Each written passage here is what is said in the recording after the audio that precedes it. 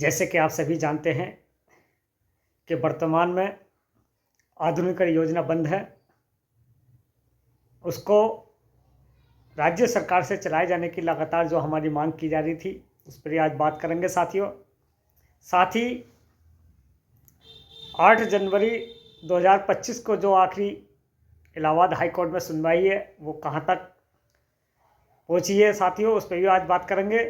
साथ ही एक amendment bill जो राज्य सरकार ला रही है मदरसा शिक्षा में सुधार के लिए, उस पर भी आज चर्चा करेंगे। वीडियो में अंत तक बने रहें साथियों, और जो टीचर्स चैनल पर नए हैं चैनल को सब्सक्राइब करें। साथियों, जैसे कि मैं पूर्व में ही लगातार बताता आ रहा हूं कि एक लीगल लड़ाई के जरिए मदरसा शिक्षा में सुधार के लिए राज्य सरकार एक अमेंडमेंट बिल मदरसा एक्ट 2004 में एक संशोधन प्रारूप तैयार करने के लिए जा रही है साथियों, और होनी भी चाहिए साथियों ये, क्योंकि एक शिक्षा में एक सुधारात्मक कदम जो शिक्षा प्राइमरी स्कूल में, जूनियर लेवल पर, माध्यमिक और उच्च शिक्षा में जो राज्य सरकार पूर्णतः समस्त योजना का लाभ प्राइमरी स्कूलों में बच्चों को मिलता है, टीचर्स को मिलता है, ऐसे ही मामला मदरसा शिक्षा में भी होना चाहिए। और शिक्षा व्यापक होनी चाहिए साथियों, उसमें कोई किसी तरह का भेदभाव नहीं होना चाहिए। पिछले कई वर्षों से जो मदरसा शिक्षा में अनियमितताएं बढ़ती गई,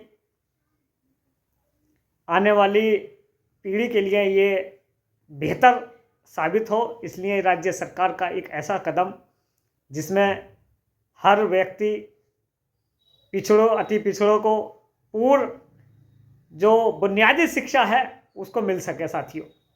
और आज इस लड़ाई को आगे बढ़ाते हुए हमारे कई साथी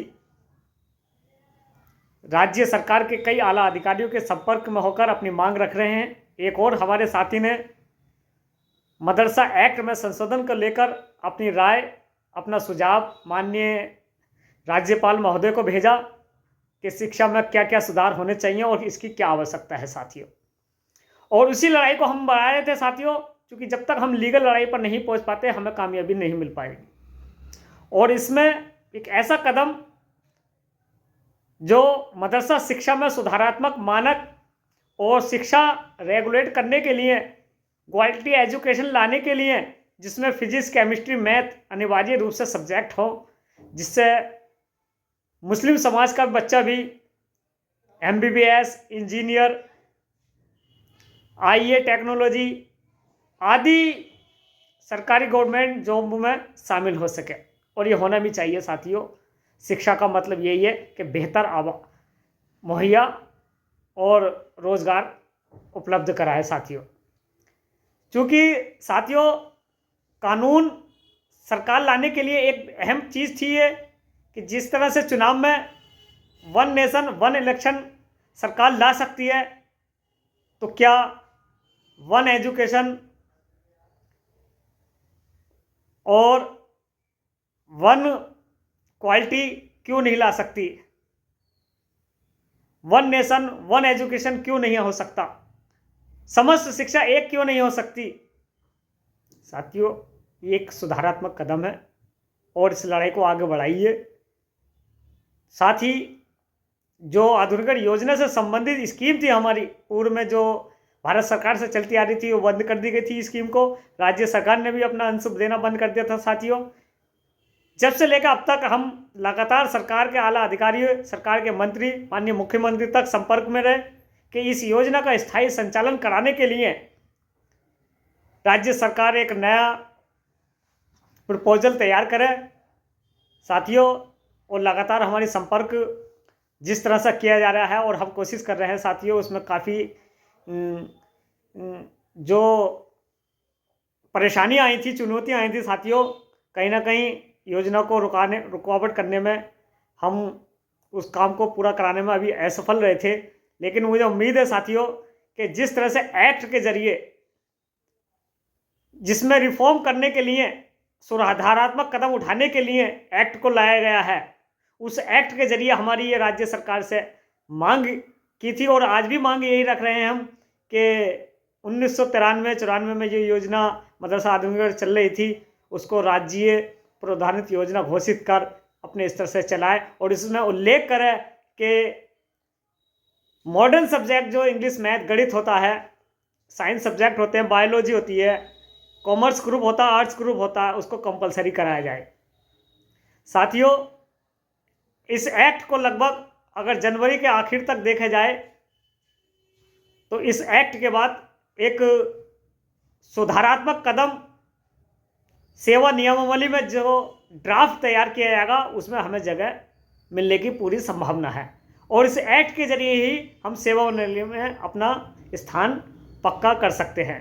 साथियों, दूसरी एक अहम चीज़ जो 17 दिसंबर 2024 को हमने एक आदेश इलाहाबाद हाई कोर्ट से कराया था और एक मजबूत आदेश हमारे हाथ में है साथियों। और चूँकि कल मेरी फिर इलाहाबाद हाई कोर्ट में बात हुई थी, मैं लगातार संपर्क में हूँ और चूँकि डेट फिक्स हो चुकी है 8 जनवरी 2025, ये मैं आपको स्क्रीन पर भी दिखा रहा हूँ, इसको ये देख लीजिए। और इंशाल्लाह चाहिए आखिरी सुनवाई है और जो पूर्व में एक आदेश 12 फरवरी 2024 को था वही आदेश यथा स्थिति में रखने का आदेश हम लोग कराने के लिए जा रहे हैं और एक बकाया मानदेय का रास्ता पूरा न्यायालय से हम लेकर आए हैं साथियों।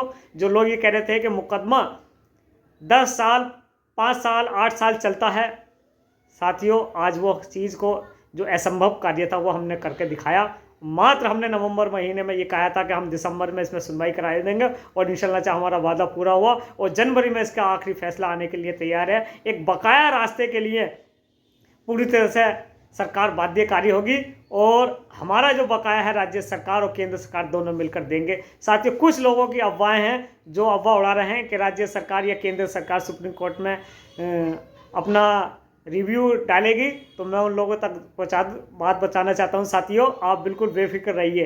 पूरा पैनल एक ऐसा सिस्टम हम लोगों ने तैयार किया है कि आपकी कानून की लड़ाई चाहे वो हाई कोर्ट हो या सुप्रीम कोर्ट हो, आपसे बिना भेदभाव, बिना निस्वार्थ, बिना कोई पैसे लिए हुए हम आपकी लड़ाई लड़ रहे थे और लड़ रहे हैं और आगे भी लड़ाई लड़ेंगे। आप लोगों से दुआओं की दरख्वास्त है, इंशाल्लाह चाह दुआओं में याद रखें और 8 जनवरी का फैसला हमारे हक में आएगा इंशाल्लाह चाह। राज्य सरकार की जो पुनर्विचार याचिका खारिज होगी और एक मजबूत आदेश हम